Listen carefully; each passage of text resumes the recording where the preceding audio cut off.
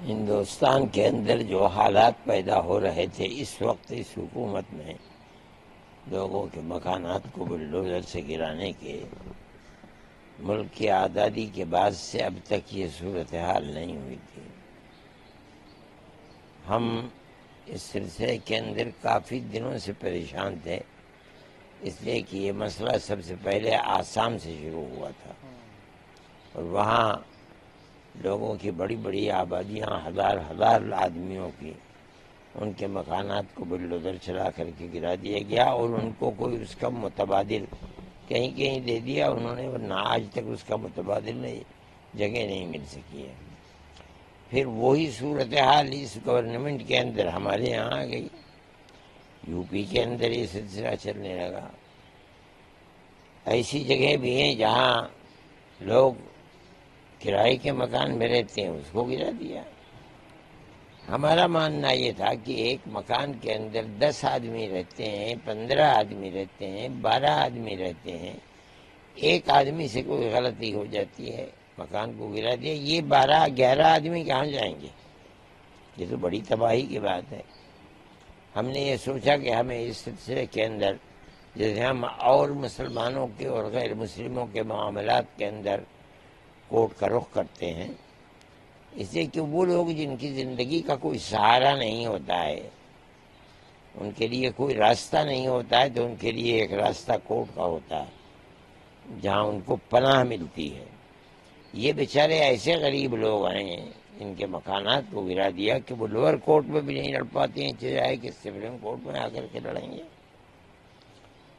اس لیے جمعیت علماء جس طرح ہمیشہ ہندو مسلمانوں کے معاملات کے اندر ایک دوسرے سے کوئی بھید بھاؤ نہیں کرتی ہے، اسی طریقے پر ہم اس کیس کے اندر بھی آئے ہیں اور ہم ان غریب اور بیچارہ لوگوں کے لیے سہارا بننا چاہتے ہیں جن کے لیے زندگی کا کوئی سہارا نہیں ہے اور وہ اپنی شکایت دے کر کے کہیں جا نہیں سکتے ہیں۔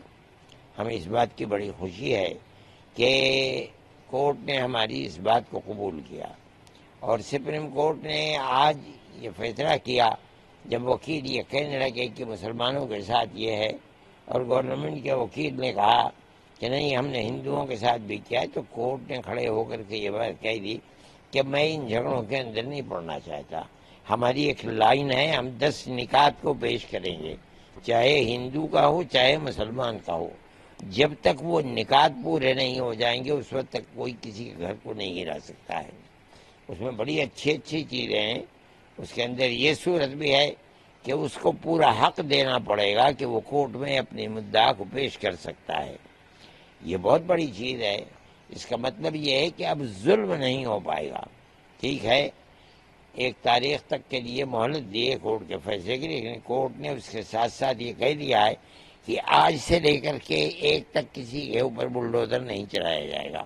اس دن جو ہمارا فیصلہ ہوگا 10 نکات کا، ہمیں یہ توقع ہے کہ کسی جگہ بھی ان 10 نکات کے ہوتے ہوئے کوئی ظلم اور زیادتی ہو نہیں پائے گی، نہ کسی مسلمان کے ساتھ نہ کسی ہندو کے ساتھ۔